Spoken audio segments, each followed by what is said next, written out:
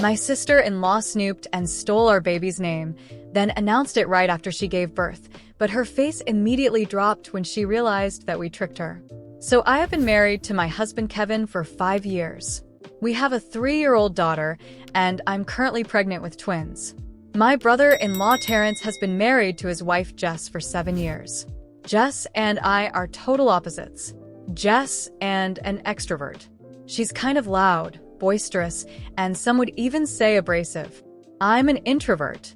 I'm not quiet or shy, but I am reserved. I'm also very observant. The first time I met Jess, I told Kevin that we would be like oil and water. We have never been overtly hostile towards each other, but also have never gone out of our way to bond.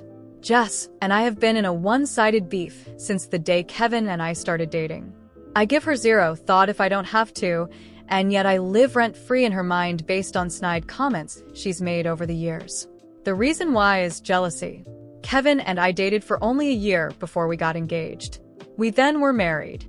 Within 6 months of that engagement, we had an actual wedding with a ceremony and reception, went on a honeymoon, bought a house in the burbs, and got pregnant in rapid succession. Both of us have good careers and are financially stable. Mother-in-law, father-in-law, and Neil all adore me. Jess and Terrence did not have a similar path.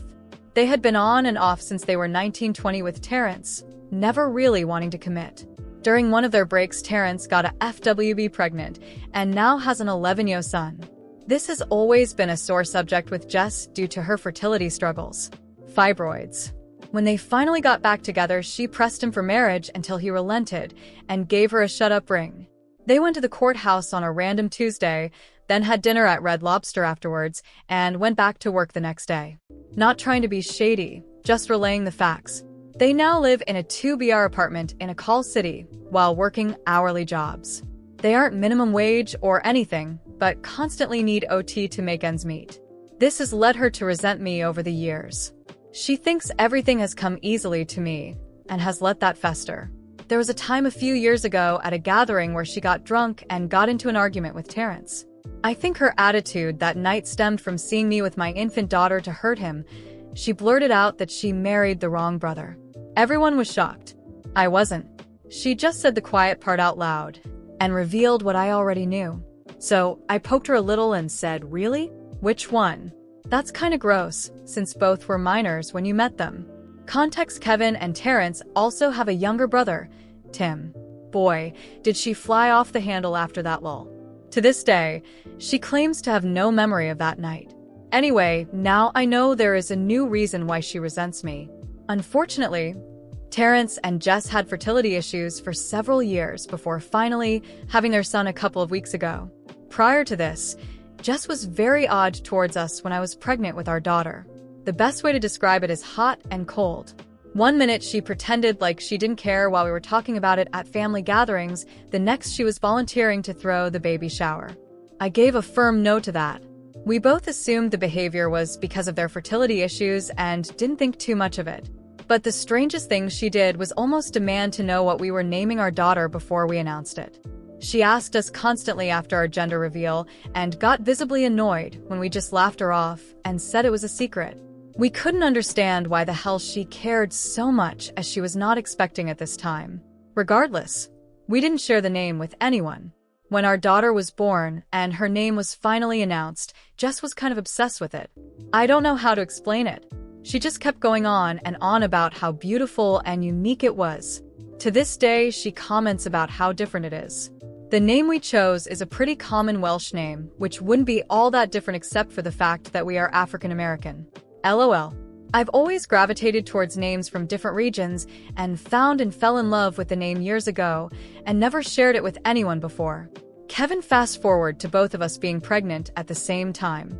Jess' odd behavior continued towards me, but this time it was more blatant. Snarky comments under the guise of jokes about how big I was going to get with 2 babies and that my body would never snap back like it did after our daughter. She even accused us of getting pregnant on purpose after she announced her own pregnancy, even though the whole family knew we were actively trying. And at the time of her announcement, I was already a few weeks along and didn't know one thing about me. Introvert or not, I'm no pushover and will stand up for myself, but I chose to ignore Jess because I knew that would get to her more than confronting her would, since she seems to thrive off drama. Jess was obviously much further along than we are. However, we did have our gender reveal prior to Jess giving birth, and right on cue, the baby name interrogation started again because they decided not to find out the gender of their baby in advance. Jess kept hounding us for both of the names we had already picked out, but again we declined to answer. After days of this, I got annoyed and asked Kevin if he thought the reason for her insistence was so she could use the name first, since she was due first. He kinda chuckled until he realized I was serious and said he didn't think so, but that anything was possible. So I said, let's test it. We were due to host my father-in-law's birthday at our house a couple weeks later, and I decided to leave something in the unfinished nursery with a girl and boy name on it and see if Jess went snooping because Kevin thought it was silly. He said he would give me $20 if she did it. So I went on to some site where you can order custom name wall decals and put in the names Aria Rose and Sebastianelli. These are names that we like but aren't remotely close to what we chose. This will also be our last pregnancy, so even if Jess did use them, we wouldn't care. I didn't complete the order. I got to the final page and then printed it out and hid it in a dresser drawer in the nursery. The party goes off, but because we were busy hosting, we never noticed if Jess disappeared for any extended period of time. When I went into the NICU the next morning, nothing was out of place and the order sheet was still in the exact location, so we both just went VLP and forgot about it. I did, however, notice that Jess never asked us about the names again. Then Jess gives birth. We went to the hospital to give our congrats when we go in and see the baby. I asked what his name was, and man, I cannot properly explain the poop-eating grin that came over Jess' face as she says Sebastianelli. I mean, she was really proud of herself, and honestly, it's the most vindictive I have ever seen her look in the years I've known her. But instead of reacting how she was expecting, I performed like I had graduated from Juilliard. Oh my god, that's such a great name. He's so cute. Look at his whittle face. Oh, I just love him so much. Welcome to the world, Sebastian. Auntie is gonna spoil you rotten. I mean, I am laying it on thick without an ounce of bother. The range of emotions on Jess' face went from shock to confusion to rage in a span of maybe 17 seconds. Meanwhile, my husband is holding in the laugh of the century. We later say our goodbyes, and he gives me a 20 in the elevator while almost crying laughing. All I could say was like, I thought this was 2 weeks ago, and we haven't seen them since because we wanted to give them time to settle in with the new baby. I have heard from my mother-in-law that Jess doesn't seem as thrilled about motherhood as she thought she would be considering how long it took them to conceive, but said it might just be baby blues. Obviously, I think she's just disappointed that her petty move didn't have the desired effect on us. I did share this with my sister, and while she laughed initially, she did say it was kind of an awe movement. So, am I the whole update 11 days later I haven't seen or heard from Jess since that day in the hospital? Terrence also hasn't communicated much with Kevin other than sports talk. However, my mother-in-law has been with them almost every day. She came over yesterday to go over some last-minute things for our baby shower that we are having this Saturday after Halloween. I am not due till late January, but with the holidays and twins tending to arrive early, we just wanted to get it out of the way. Anyway, after finalizing some things, I asked mother-in-law how Terrence and Jess were doing. She sighed and leaned back in her chair and said, "Girl, it's a mess." She goes on a long word vomit that I will have to summarize. Basically, they've been at it since before the baby was born. When they were discussing names, Jess' list only consisted of girl names.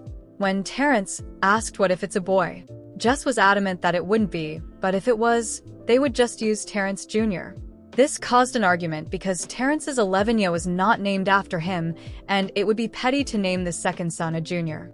Unbeknownst to me, Jess was having severe anxiety over not the name, but the gender of their baby. So much so that she refused to find out early because she was afraid of disappointment, and she wanted to enjoy her pregnancy believing she was having a girl. She really wanted a girl. I mean, really wanted a girl. This goes back to mother-in-law. In my opinion, mother-in-law is the only girl of 4 brothers. She had 3 boys, 2 of her 3 boys. Tim has a 6 years old have boys. Then my daughter came along. Mother-in-law actually broke down in tears at our gender reveal.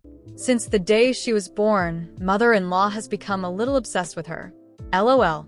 Not in a Jamil way, she knows and respects boundaries. But the whole family is aware that my daughter is mother-in-law's favorite person in the world. I think Jess thought that by having a girl she would get that same attention and affection for mother-in-law, as she has never been Jess's biggest fan. When that didn't happen, something short-circuited in her head. Mother-in-law's words, not mine. Before we arrived at the hospital that day, they were still fighting over a name. So I guess when I showed up she just blurted it out. While I still think it was to hurt me, it seems like it was also because she didn't allow herself to think of anything else because she didn't want a boy. I said in the first post how I noticed her expression. However, I completely failed to notice Terrence's. He was pissed. Jess had never mentioned that name to him prior, and he had no clue where it even came from. He also hated it. He refused to sign off on that, and they left the hospital without a name. In our state, you only have 7 days from birth to register a name. She eventually told Terrence to pick the name himself, and that she didn't care anymore, so he did. He swapped out Sebastian for Jordan but kept Ollie yes after Michael and Muhammad Lowell according to mother-in-law. Since they've been home, Jess has shut down emotionally. She's been doing all the motherly things, but there's a disconnect there. Mother-in-law said she finally broke down to her a few nights ago that she'll likely never have a daughter due to her age and what it took to get pregnant in the first place. I think that will bring them closer together since mother-in-law never got the daughter she wanted either. I also felt bad hearing that because regardless of how I feel about her as a person, I do have a heart and would never want to punch down on her if she's in the throes of PPD. Jess still hasn't admitted to snooping, so I haven't admitted to setting her up. A few comments said I should never confess, but I think I will at some point. Mainly because I don't care. LOL. I am more than willing to burn a bridge while I am still standing on it, but now simply isn't the time. The following week after Jess and Terrence's baby was born, I focused on my life and on preparing for our baby shower. With twins on the way, everything had to be in place before the holiday season started. Kevin and I were excited, but I knew deep down that something was brewing between Jess and Terrence. We hadn't heard from them directly, and their absence only confirmed that things weren't going well. 2 weeks later, as I folded baby clothes in the nursery, Kevin walked in with his phone in hand, grinning. It was Terrence, wanting to vent a little. Kevin put the call on speaker, and I kept folding clothes, pretending to be absorbed. Terrence sounded exhausted. He said Jess had been cold and emotionally distant since they left the hospital, doing only the bare minimum for the baby. She doesn't even look at him properly, Terrence said. She feeds him, changes him, but there's no love there. She's just checked out. As I listened, I exchanged glances with Kevin, who was trying to hold back laughter. But for the first time, I didn't feel as satisfied as before. As much as Jess was unbearable and competitive, hearing that she was going through a breakdown made me feel uneasy. Still, I said nothing and let Terrence continue. He explained that the fights between him and Jess had escalated. After controlling every aspect of the pregnancy, she couldn't handle the fact that they had a boy and not the girl she had so desperately wanted.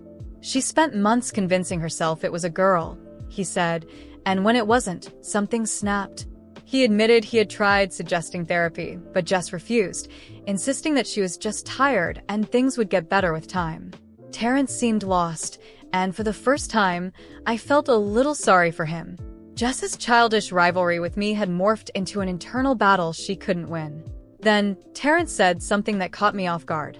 He revealed that during one of their fights, Jess admitted she hated the name Jordan Ollie. She confessed that she only wanted to use Sebastian Ollie to hurt me, as if stealing the name was some kind of petty victory. She didn't even think about what it would mean for our son, Terrence said bitterly. All she cared about was getting back at you. When the call ended, Kevin and I exchanged knowing looks. I didn't have to say anything. He knew exactly what I was thinking. The satisfaction I had felt earlier was starting to wear off. This situation wasn't over yet. And I knew it. At our baby shower, Jess and Terrence showed up unexpectedly. I was shocked. They were the last people I thought would attend. Jess entered the house, holding the baby like a bag of groceries, with an exhausted expression.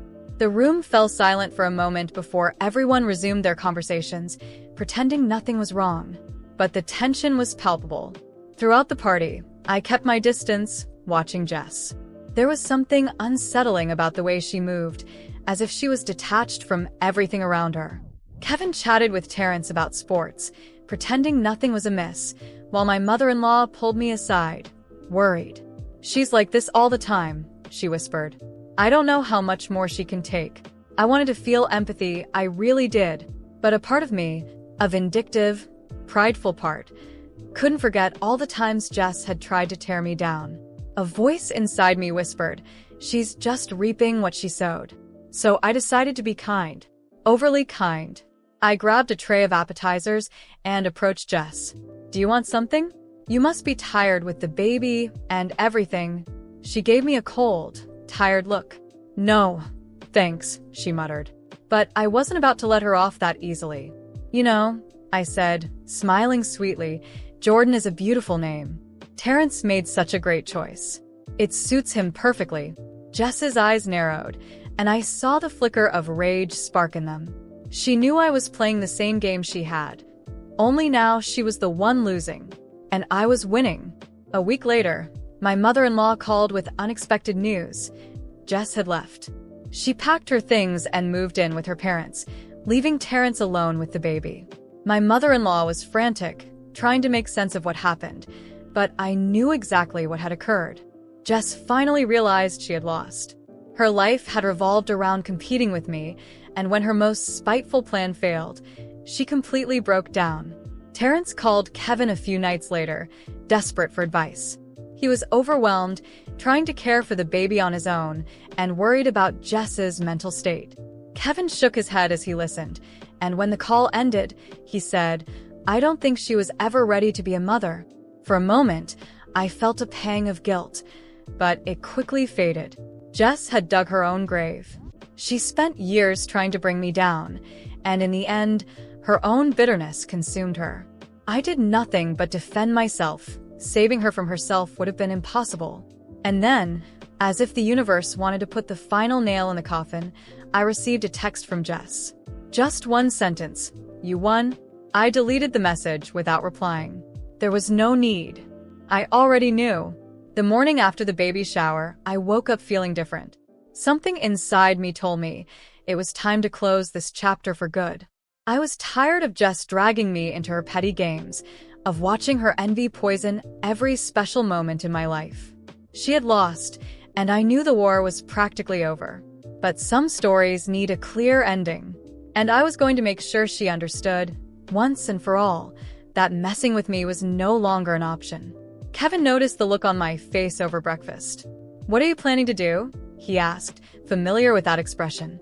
I shrugged with a calm smile. "Nothing illegal. I just need to set things straight." He chuckled.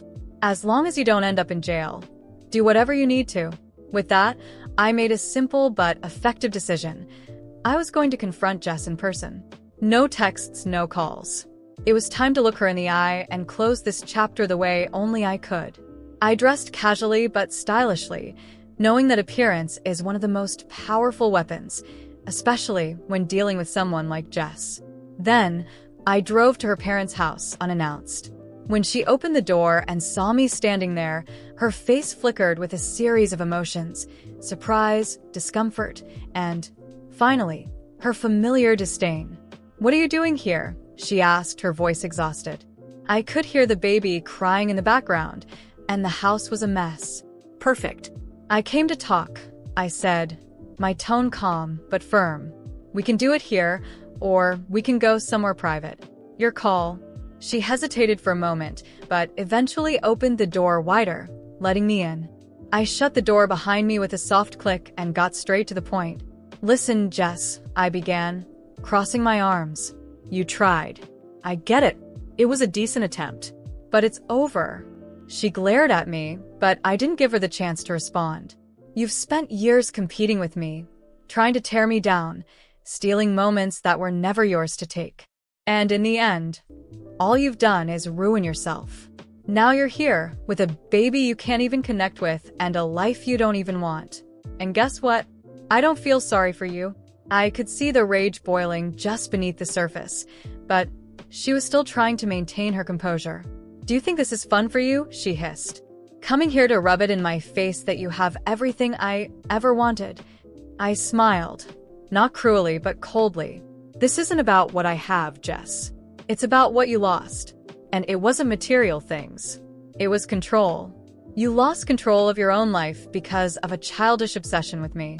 And now you have nothing." She opened her mouth to respond, but I raised my hand, cutting her off. "Listen closely, because I won't say this again. I didn't come here to fight. I came to end this. What you think or do from now on doesn't matter, because I don't play your game.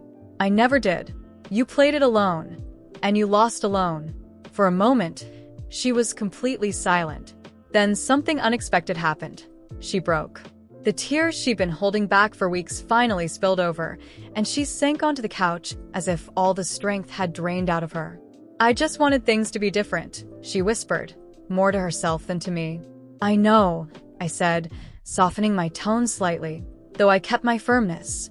"But the way you handled it only destroyed the good things you still had. And now you have to live with that." I stood up and walked toward the door. Before leaving, I gave her one last message. "This isn't about winning or losing, Jess. It's about moving on. And that's what I'm going to do. I suggest you do the same." Without waiting for a response, I left and closed the door behind me. On the drive home, a sense of relief washed over me. It wasn't an explosive victory full of fireworks and revenge. It was the kind of revenge that's most powerful, knowing I had closed this chapter on my terms, and from now on, her life would no longer affect mine. A few weeks later, I heard from my mother-in-law that Jess and Terrence had started couples therapy. Jess was still distant, but she'd finally accepted that she wouldn't have the daughter she'd dreamed of. She seemed to be making an effort to bond with the baby. I didn't wish her any harm. There was no need. Life had already dealt her all the lessons she needed, even if it would take years for her to fully learn them.